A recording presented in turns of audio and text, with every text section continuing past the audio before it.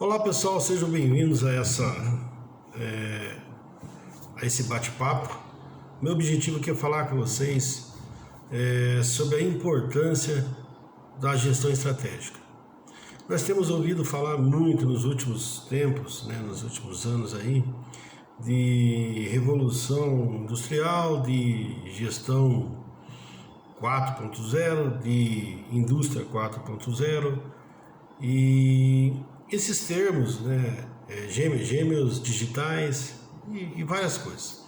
Esses termos eles vêm e trazem consigo muita novidade, mas tem muitas coisas neles ali que estão chovendo no molhado, Há muita adaptação, há muita inovação até no nome das coisas e a mudança não é completa. Ou seja, quando você tem uma inovação, você não tem necessariamente uma invenção, não é nada novo. É alguma coisa que foi melhorado, que passou por uma inovação e 90% daquilo já existia com outro nome.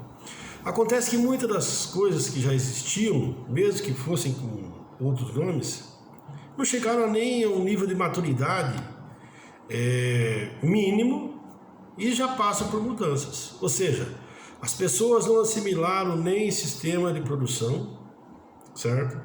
E já estão falando em indústria 4.0. Tem gente que ainda não aprendeu, não conseguiu implementar o 5S, que é uma das ferramentas mais básicas de um sistema de gestão, e por ser mais básica, às vezes é confundida como a mais simples. Porém, apesar da simplicidade dela, a dificuldade na implementação dela, por ser uma filosofia de trabalho, uma nova cultura, quebra de paradigmas, mudança de mindset, é quase que impossível implementar essa ferramenta e ter sucesso num espaço de tempo menor de um ano, para vocês terem uma ideia.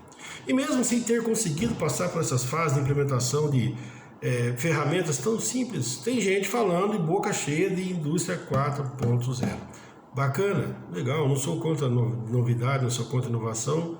Uma coisa que eu tenho dificuldade é de conseguir vender uma coisa que eu não consigo fazer. Ou seja, eu consigo implementar um sistema de gestão de trabalho com as ferramentas todas, várias ferramentas do sistema aí de produção da década de 50, desde 5S, que é a mais simples, porém não a mais fácil, reforçando, até TPM como ferramenta ou TPM como sistema de gestão também, mas sem entregar isso 100%, eu não me sentiria confortável em falar em indústria 4.0. Por quê? Falar em indústria 4.0 é bonito, falar em gêmeos digitais é bonito, mas eu quero saber quem é que vai manter a robustez desse processo, que precisa ter no mínimo uma eficiência global de 85%. Eficiência global, para quem estuda, sabe que é a combinação de 3 fatores, multiplicação entre eles: qualidade, disponibilidade e performance. Para sustentar esses 3 indicadores num número maior que 95%, senão você não consegue 85% de OEE, você tem que ter um trabalho muito forte, muito maduro, certo? Com aderência muito boa de sistema de gestão. Senão, você não vai ter uma manutenção preventiva de qualidade, você não vai ter uma manutenção preditiva, certo? Você não vai ter uma manutenção corretiva, Sem estudar essas coisas, sem ter maturidade nessas coisas, não tem como você matar no peito e sair falando bonito de gestão 4.0, indústria 4.0, quiçá gestão 4.0. Porque tem gestor aí que não conseguiu, certo? Por falta de empatia, por falta de humildade, por falta de liderança nata, não conseguiu conduzir uma equipe de meia dúzia de pessoas a implementar o 5S. Novamente eu cito o 5S porque é a primeira, na ordem das ferramentas, na ordem de importância para o sucesso total do sistema, ela vem por primeiro. Eles não conseguiram fazer isso. imagina, né, indústria 4.0 e falar em gestão 4.0, que para mim é gestão de excelência.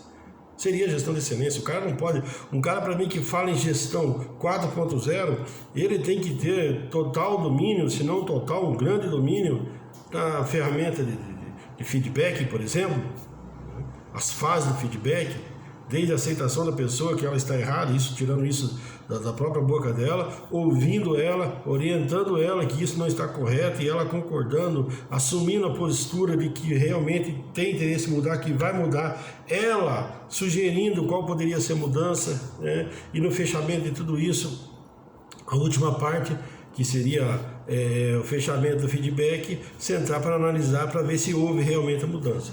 Então, o gestor hoje não está preparado para fazer isso. Eu falo com vivência de mais de 30 anos nessa área, certo?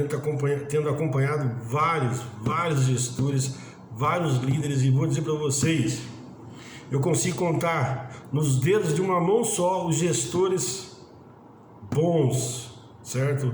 Gestores bons, gestores que realmente praticaram o modelo de gestão 4.0. Então, a minha preocupação é essa, né? Para aprender um idioma, por exemplo, eu sou professor de inglês e eu sempre expliquei para os meus alunos, para você aprender um idioma, né, eu comparo o processo em si com o processo de caminhar. Um bebê não nasce, sai, pula do útero da mãe e sai correndo. Não. Ele nasce, ele é pego no colo, ele começa ali a sustentação do corpinho dele, a formação do corpo. Depois que ele está, hoje não se enrola mais o bebê não faz mais aquele casulo tal, coberto, mas mesmo assim ele passa por um processo de fortalecimento. Depois ele é colocado no chão, na cama, ele vai aprendendo a virar sozinho, até que ele aprende a ficar em pé, se escorando nas coisas. Depois ele vai gatinhar, depois ele começa a mudar os passinhos, se apoiando nas coisas, e depois ele começa a trocar um passo ou outro sozinho, se equilibrando. Depois de treinar isso, depois de cair várias vezes, depois de errar o cálculo que ia se apoiar em alguma coisa e cair, aí que ele vai aprender, certo, a andar. Todo esse processo. Aprender a falar um idioma é a mesma coisa. Tem-se que passar por todo esse processo. Aprender a implementar um sistema de gestão, ou trabalhar com a ferramenta, ou utilizar a ferramenta, também tem-se todo um processo. Então, esse primeiro vídeo é para falar para vocês que eu vou trazer aí alguns pensamentos junto com vocês, né? Não existe aqui nenhuma resistência. Eu adoro esse tema, gostaria que não existisse resistência nenhuma, desde lá de trás, de 2001, quando a gente começou a trabalhar e enfrentou muita resistência.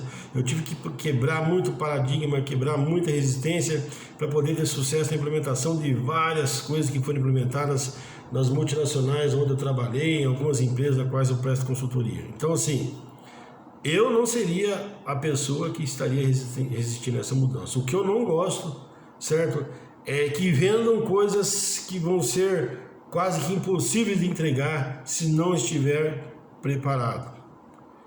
Quando você vai fazer uma pintura, por exemplo, você tem que limpar a área, você tem que lixar, certo? Para quê? Para ativar aquele local, para quando ele receber a tinta, ele tenha aderência.